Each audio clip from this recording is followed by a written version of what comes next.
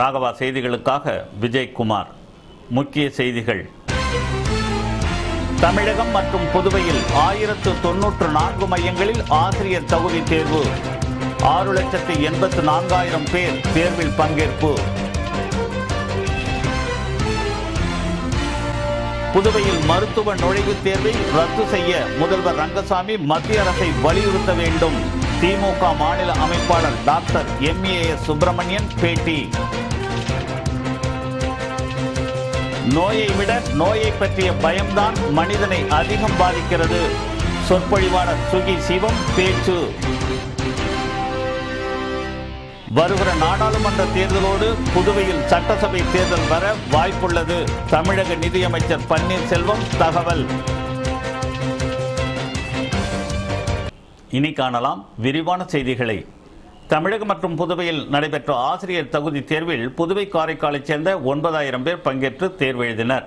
தமிழக ஆசிரியர் தேர்வு வாரியம் சார்பில் ஆசிரியர் தகுதி தேர்வு இன்று நடந்தது. இதில் தமிழகம் மற்றும் புதுவை மாநிலத்தை சேர்ந்தவர்கள் தேர்வு எழுதினார்கள். புதுவையில் அம்லர்பாம் பள்ளி, பேட்ரிக் பள்ளி, லாஸ்பேட்டை விவேகானந்தா பள்ளி உள்ளிட்ட 10 பள்ளிகளிலும், காரைக்காலில் நிர்மலா ராணி, தந்தை பெரியார், அன்னை தெரேசா ஆகிய 3 பள்ளிகளிலும் தேர்வு நடைபெற்றது. இத்தேர்வில் புதுவை காரைக்காலில் மொத்தம் 9,000 பேர் தேர்வு எழுதினார்கள். கடந்த முறை 2 மணி நேரம் மட்டுமே தேர்வு எழுத அனுமதிக்கப்பட்டிருந்தது.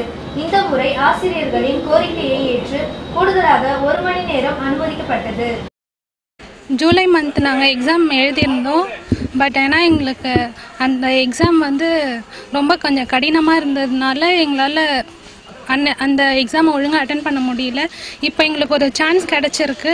இந்த சான்ஸில் நாங்கள் நம்பிக்கையோடு இந்த எக்ஸாமை எழுதி பாஸ் பண்ணுவோன்ற நம்பிக்கை எங்களுக்கு இருக்குது. ஆசிரியர் தகுதி தேர்வை இந்த எக்ஸாமை எழுதுறதுனால எனக்கு ஒரு நம்பிக்கை கிடைச்சிருக்கு. இந்த எக்ஸாம் மூலமா எனக்கு ஒரு வேலை கிடைக்கும்னுட்டு.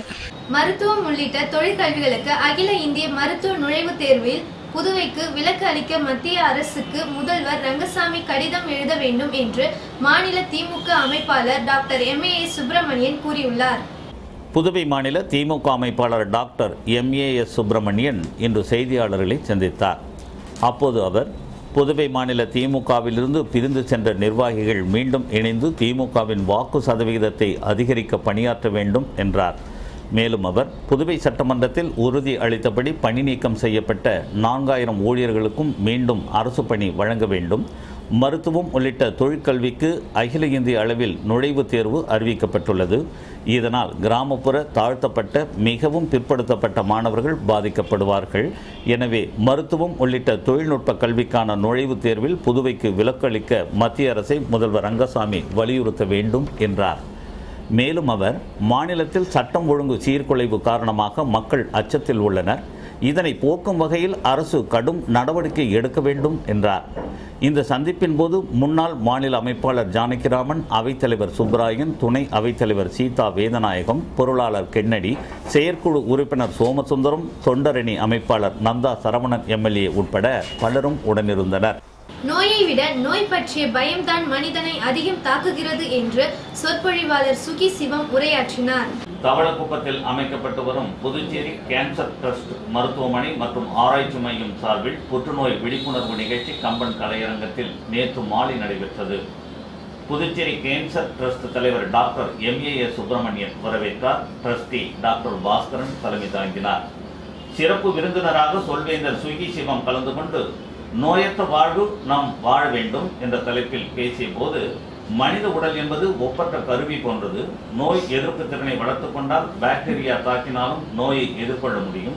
நோயை விட நோய் பற்றிய பயம்தான் மனிதனை அதிகமாக தாக்குகிறது. நோய் தாக்கி இறப்பவர்களை விட நோய் பற்றிய பயத்தால் இறப்பவர்கள் தான் அதிகம். சரியான வாழ்க்கை முறை, உணவு பழக்க முறைகளை கடைபிடித்தால் நோயின்றி வாழலாம்.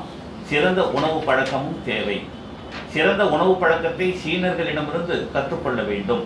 பெரும்பாலானோருக்கு உடம்பில் எந்த நோயும் இருக்காது, ஆனால் மனதில் நோய் இருப்பது போல் உணர்வு இருக்கும். மருத்துவமனைகளுக்கு வரும் நோயாளிகளில் 63% பேர் நோயாளிகளே கிடையாது. நோய் இருப்பதாக கருதுபவர்களாகத்தான் அவர்கள் உள்ளனர். 37% பேர் தான் நோயாளிகள். மருத்துவம் படிக்காதவர்கள் தாங்களே மற்றவர்களுக்கு மருத்துவம் சொல்வதை விட்டுவிட வேண்டும். டாக்டர் நமக்கு மருந்து எழுதி கொடுப்பதை மற்றவர்களுக்கு நாம் பரிந்துரை செய்யக்கூடாது. மேலும் தாங்களே மருத்துவம் செய்யக்கூடாது. எந்த நோயாக இருந்தாலும் கடைகளில் மருந்து வாங்கி சாப்பிடக்கூடாது என்று அவர் பேசினார். வருகிற நாடாளுமன்ற தேர்தலுடன் புதுவைக்கும் சட்டமன்ற தேர்தலும் வர வாய்ப்புள்ளதாக புதுவையில் நடைபெற்ற அதிமுக செயல் வீரர்களின் கூட்டத்தில் தமிழக அமைச்சர் பன்னீர்செல்வம் தெரிவித்துள்ளார். புதுச்சேரி நாடாளுமன்ற தொகுதி அதிமுக செயல் வீரர்கள் மற்றும் அதிமுக செயல் வீராங்கனைகள் ஆலோசனை கூட்டம் அரியாங்குப்பம் தீர்க்க சுமங்கலி திருமண நிலையத்தில் நடைபெற்றது.